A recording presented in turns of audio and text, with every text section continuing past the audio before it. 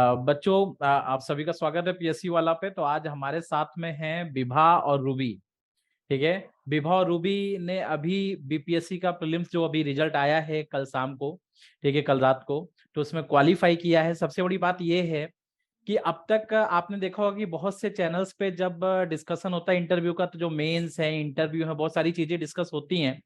लेकिन आज भी हमारी सोसाइटी का एक बहुत बड़ा हिस्सा है, क्योंकि ये दो बच्चे जानते हैं कि प्रीलिम्स ही निकाल पाने में बहुत ज्यादा मेहनत लगती है, क्योंकि हर जगह एक गाइडेंस नहीं है। जहां पे गाइडेंस है, कोई टॉपर्स इंटरव्यू है, कोई कोई रैंक लेकर आया है, लेकिन एक जो कहते हैं ना कि प्रीलिम्स की एक कड़ी है, वो कड़ी जो मिसिंग है ना, उस कड़ी को पूरा करने के लिए यहाँ पे पीएससी वाला पे हम लोग आपके साथ जुड़े हुए हैं कि हम लोग प्री जो बच्चे क्वालिफाई कर रहे हैं उनके साथ में डिस्कस करेंगे, स्ट्रेटजी डिस्कस करेंगे कि अब मेंस का कैसे लेवल होना चाहिए, और उसके बाद फिर आगे बाकी चीजों पे भी डिस्कशन होगा। विभा, एक बार बताएं क्या रहा आपका पूरा, आपने जो क्वालिफाई किया उसके पहले सबसे पहले मैं पूछूंगा कि किन सब्जेक्ट पे ज्यादा ध्यान रहा आपका?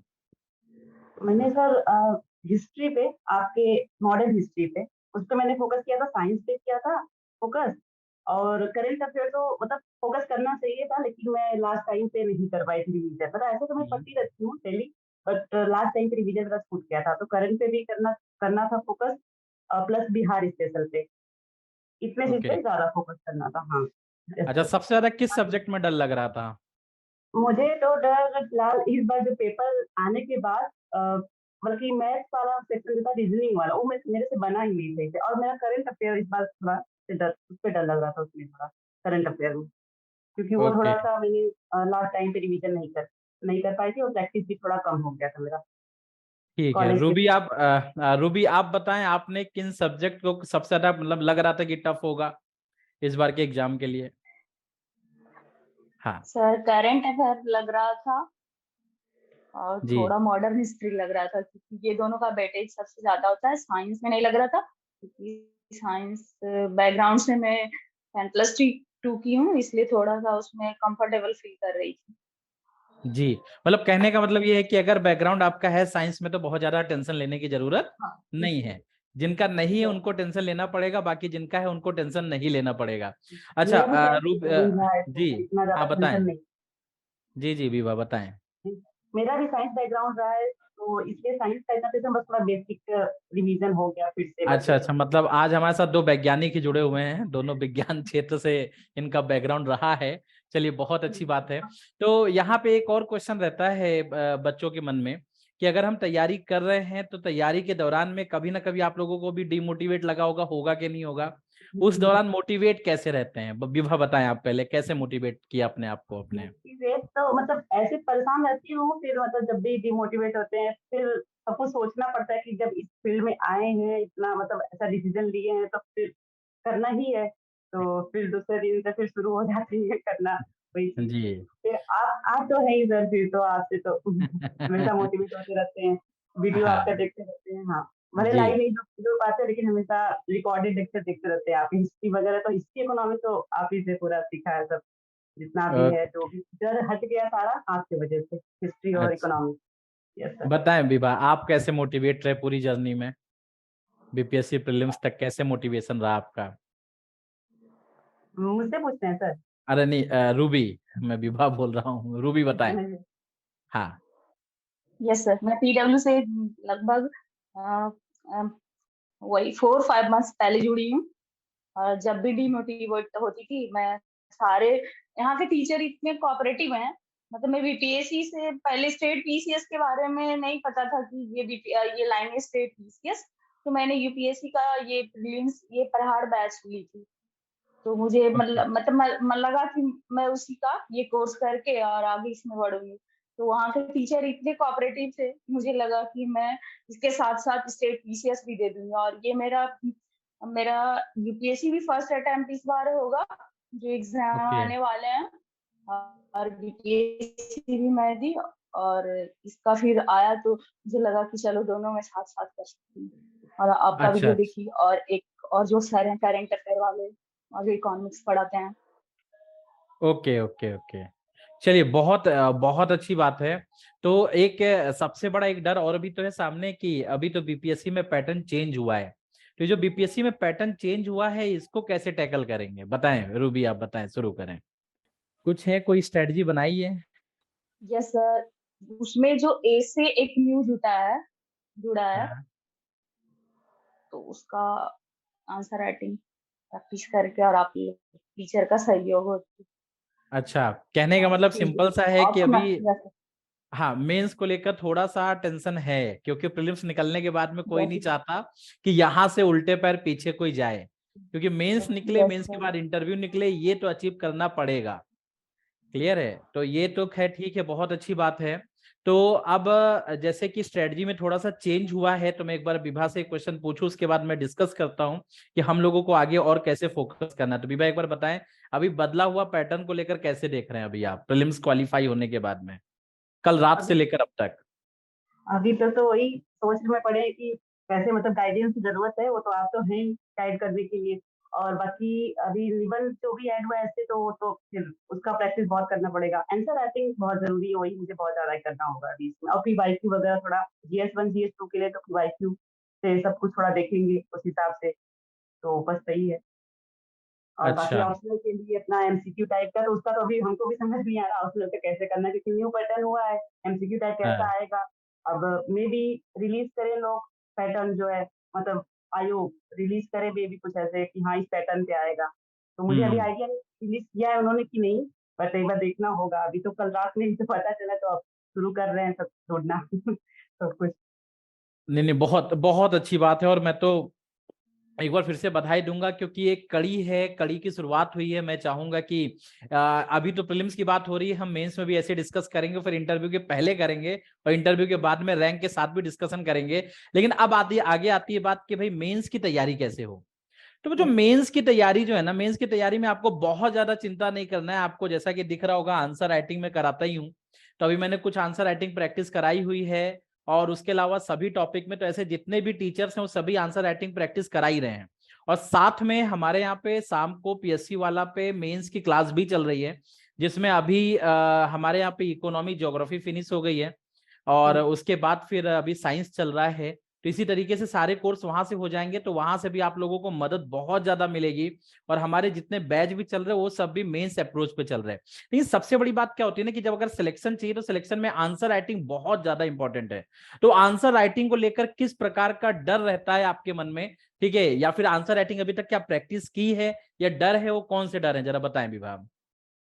आंसर राइटिंग मैंने जब उत्तराखंड के लिए थोड़ा किया था, जब आप बताए, आप जब गाइड किए तो मैंने किया था, लेकिन अभी भी मुझे बहुत डर लगता है, क्योंकि मैं ऐसे पता ना कि हाँ उस समय करना, और एक एग्जाम में अभी तक फर्स्ट टाइम मैं मेंस मतलब लिखूंगी, तो डर तो बहुत है। क्योंकि थोड़ा क्वेश्चन पढ़े तो क्या लिखना क्या नहीं लिखना है, तो फिर थोड़ा डाउट होता है। जब करने लगेंगे प्रैक्टिस इतना पता है कि हाँ अच्छा कर लेंगे फिर, बट अभी तो डर बहुत 50 से है। ज्यादा आंसर तो मैं ही चेक कर चुका हूँ। हाँ वो तो हाँ, उस समय तो किए थे, फिर बीच में हाँ छूट गया, फिर ऐसे हाँ फिर हाँ पेपर हो गया तो फिर छूट गया मेरा, खुद में हाँ छोड़ हाँ दिया। हाँ हाँ वो हाँ। मेरी लापरवाही थी।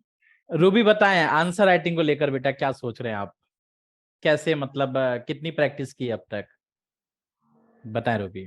ज्यादा तो नहीं की हूँ सर, लेकिन जब आंसर राइटिंग कर रही हो तो अंदर से मतलब अपने अंदर कॉन्फिडेंस नहीं रहता है। हाँ हाँ। अभी इतना नहीं की हूँ, और करते करते आपके साथ जुड़े हुए हैं तो नहीं, अभी आंसर राइटिंग अगर आपने देखा होगा तो सबसे बड़ी बात मैं बताऊं आपको, कि मैं बच्चों से एक ही चीज कहता हूं, भाई अगर शुरुआत में लिखना है तो सबसे बुरा लिख के दो। मैं तो कहता हूं एक ऐसा कंपटीशन लेके चलो, तुम अच्छा नहीं लिख पा रहे, एक बच्चा क्या होता है ना कि अच्छा करने के चक्कर में उसके पेन ही मतलब पेन ही कॉपी पे नहीं चल पाते। तो मेरा मानना है कि अगर आप तैयारी कर रहे हो यूपीएससी की, और यूपीएससी की तैयारी, ये आपकी बीपीएससी की और यूपीएससी और यूपीपीएससी की, इन किसी भी एग्जाम की तैयारी के समय में जब भी देखेंगे तो मेंस में आपको आंसर राइटिंग करना ही पड़ेगा। और जब हम आंसर राइटिंग की बात करेंगे ना, तो आंसर राइटिंग में पेन कई बच्चों के चलते ही नहीं है, स्टार्टिंग में बहुत प्रॉब्लम आती है। हमने तो एक ऐसा इतिहास रचा है, मुझे दूसरे जगह का तो मालूम नहीं है, लेकिन मैं अपनी पर्सनल बात बताऊं, वो इतिहास मेरे लिए इतिहास रहा है, क्योंकि मैंने 20 फरवरी को बैच जो स्टार्ट हुआ था उसमें मैंने पढ़ाया था, और 20 फरवरी को जो क्लास स्टार्ट हुई थी उसमें 1 मार्च तक 750 से ज्यादा बच्चों ने आंसर मुझे सेंड किए थे। उनका कॉन्फिडेंस बढ़ा था, उसको लेकर वो हम हर सैटरडे को मेरे साथ प्रैक्टिस भी करते हैं।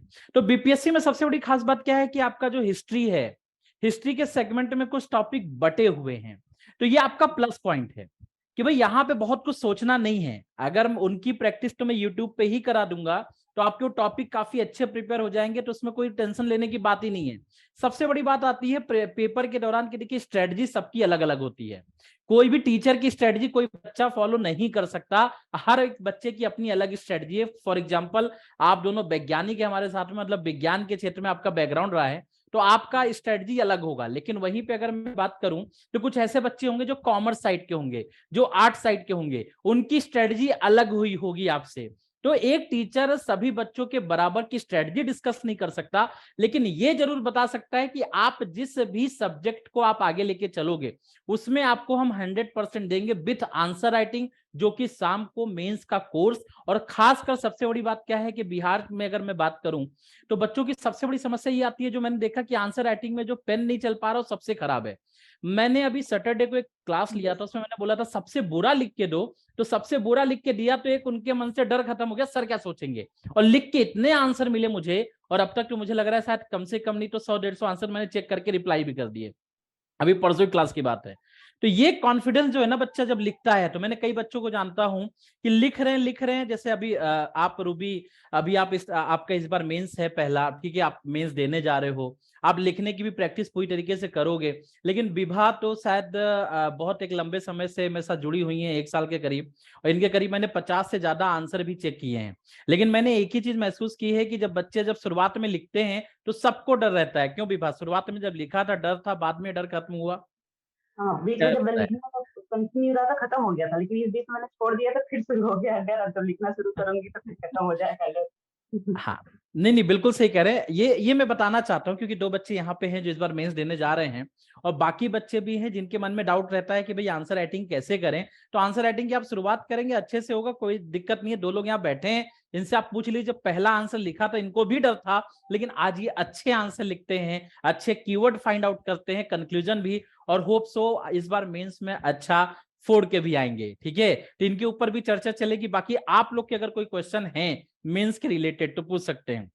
आप रूबी पूछ सकते हैं, अगर आपके पास कोई क्वेश्चन हो मेंस के रिलेटेड तो आप पूछ सकते हैं, कैसे तैयारी या किन चीजों में कुछ जानना चाहते हैं तो बताएं। सर जो न्यू पैटर्न में ऑप्शनल जो छूटे हैं उसमें थोड़ा कंफ्यूजन है, इस टाइप के क्वेश्चन आएंगे जो ऑब्जेक्टिव टाइप के हैं, 3 घंटे दे रहे हैं आप, हाँ। प्लस 100 मार्क्स का 100 क्वेश्चन 3 आवर, उसमें लग रहा है कि आखिर ऐसा कैसा क्वेश्चन होगा कि 100 क्वेश्चन और 3 आवर, उसमें थोड़ा हाँ डाउट है। ठीक है, और पूछ ले, जितने क्वेश्चन पूछ ले, मैं एक साथ और आंसर दूंगा पहला, आपको। जी। और ऐसे राइटिंग तो आपके थ्रू हो जाएगा, और मुझे लगता है कि हिस्ट्री भी करवा दो क्योंकि आपका तो मेन स्ट्रीम ही हिस्ट्री है सर। नहीं नहीं, हिस्ट्री भी हो जाएगा, आप बिल्कुल टेंशन लीजिए। हिस्ट्री में आप देख ही रहे हैं कि अभी मैंने 2 आंसर राइटिंग कराए हैं, बच्चों ने काफी कॉन्फिडेंस गेन भी यस किया है, सर। 2 दिन क्लास लिए हैं। ठीक है, हिस्ट्री हो जाएगा बेटा, क्योंकि बहुत से रिजल्ट हम लोगों ने दिए हैं। अब इस पीडब्ल्यू में पीएससी वाला के साथ में रिजल्ट देने की बारी है, और आप जो यहाँ जुड़े हो अगर, तो किसी खास मोटिव से मैं आपसे यहाँ पे बात करने आया हूँ। सबसे बड़ी बात क्या है कि आपका रिजल्ट तो आना पड़ेगा। क्यों विभाग, क्या सोचते हैं आप, आएगा ना बिल्कुल बेटा सर, इस बार? हाँ? बिल्कुल सर, बस आपको जी। हाथ में तो आएगा, बस आपको बस नहीं नहीं, आशीर्वाद है। नहीं नहीं बिल्कुल रहेगा, और आप सब तैयारी करते रहेंगे। विभा बताएं, आपको मेंस को लेकर कोई डाउट है, किस प्रकार से तैयारी प्लानिंग को हमको लेकर? सबसे बड़ा तो ऑप्शनल का ही हमको भी है कि मतलब ऑप्शनल का भी क्या पैटर्न होगा, कैसे क्या, और बाकी इसके बाद तो हिस्ट्री, इकोनॉमिक्स और करंट तो पता है कि आप तो करवा देंगे जो भी हाँ है, उसका इतना तो हाँ। है कॉन्फिडेंस कि हाँ आप अच्छा करवा देंगे, और एसए का भी तो आप करवा देंगे। एसए में डर था, बस पता है कि आप अच्छा करवा देंगे, क्योंकि एसए का हम्म। पहले भी जब यूपीएससी वाला मतलब करते थे कभी कभी क्लासेस आपका किए हैं एसए का, तो बहुत बेनिफिट मिलता था, तो बीच में तो छोड़ा अच्छा। था, तो अब हाँ एसए भी अच्छा कर लूंगी, बस प्रैक्टिस ओके, करने की जरूरत है, जो भी है। चलिए, तो मतलब सबसे बड़ा डाउट जो है ना, मैं मुझे भी लग रहा है क्योंकि बहुत से बच्चों से कल से बात भी हुई मेरी, तो सभी बच्चे बोल रहे हैं कि 2 ही डर है। एक तो जो सबके बीच में डर है कि सर इस बार जो पेपर होगा वो मेंस का जो एक क्वालिफाइंग एक तो, और ऊपर से वो ऑब्जेक्टिव है, अब उसको लेकर टेंशन है। तो टेंशन यस। न ले, ऐसे पेपर पहले भी होते थे, और पहले भी ऑब्जेक्टिव क्वेश्चन आते थे, मैं आपको गारंटी बता रहा हूँ, जो लेवल जो क्वालिटी हम दे रहे हैं उस क्वालिटी के आगे ये एमसीक्यू क्वेश्चन टिकने वाले नहीं है। इसीलिए मैं आप लोगों के रिजल्ट को लेकर श्योर हूं। जहां तक मुझे कह रहा है कि अगर थोड़ी सी लगन, जो लगन आपकी अभी प्रीलिम्स के टाइम में रही, आगे रहेगी तो हो जाएगा। एस्से राइटिंग के लिए भी हमारे यहाँ पे धुरंधर लोग हैं जो डिस्कस करेंगे एस्से राइटिंग के ऊपर। डिस्कशन होगा कैसे, और अभी कुछ ही दिनों में हम एस्से के कुछ टॉपिक निकालने वाले हैं कि ये टॉपिक जो हैं ये इंपॉर्टेंट हैं। वो टॉपिक आपको मिल जाएगा, आप बीपीएससी वाला जो टेलीग्राम चैनल है वहां पे मिल जाएगा, आप सभी को मिलेगा। जो दूसरे बच्चे जो निकाले हुए हैं हमारे यहाँ से वन शॉट वीडियो देखकर, ठीक है, उनको भी इसकी जानकारी मिलेगी। तो अप्रोच और इनकी स्ट्रेटजी के ऊपर एक डिटेल सेशन में लेकर जरूर आऊंगा। बस मैं ये मानता हूं और ये चाहता हूं कि आप लोग इसी तरीके से जो अभी मेहनत करके प्रीलिम्स लेकर निकालें, अब इसी लगन के साथ में मेंस एग्जाम भी निकालिए और क्वालिफाई करिए। और इस बार नहीं तो रैंक चाहिए भाई, छोटे रैंक से मतलब नहीं है, नाम नहीं खराब करना है। सही है जी? बिल्कुल। बताएं रूबी, क्या सोच रहे हैं? रैंक निकलना है ना बेटा, छोटे रैंक यस से सर, काम नहीं चलेगा। आपका साथ रहेगा, आपका अरे साथ रहेगा सर, आशीर्वाद दो ना तो कर। नहीं नहीं, बिल्कुल, हम तो आप सभी के साथ में हैं। तो चलिए, बहुत अच्छा लगा आप सभी से बात करके। आप डिटेल स्ट्रेटजी वीडियो और आंसर राइटिंग आपकी चेक हुआ करेगी, मैं खुद पर्सनल चेक करूंगा, और इसी पे आगे हम लोग आगे बढ़ेंगे। एक सफर की शुरुआत करेंगे एक साथ, और इस बार एग्जाम निकालना है और ये कोशिश करना है कि यहीं पे हम मेंस के बाद भी मुलाकात हमारी इसी प्रकार से हो। ठीक है, तो बस आज इतना ही। ठीक है, आप सभी को ऑल द बेस्ट एक बार मेरी तरफ से। ठीक है, फोड़ के आओ एग्जाम। ठीक है, okay, thank you thank you sir, बेटा, thank you sir. Thank you, thank you.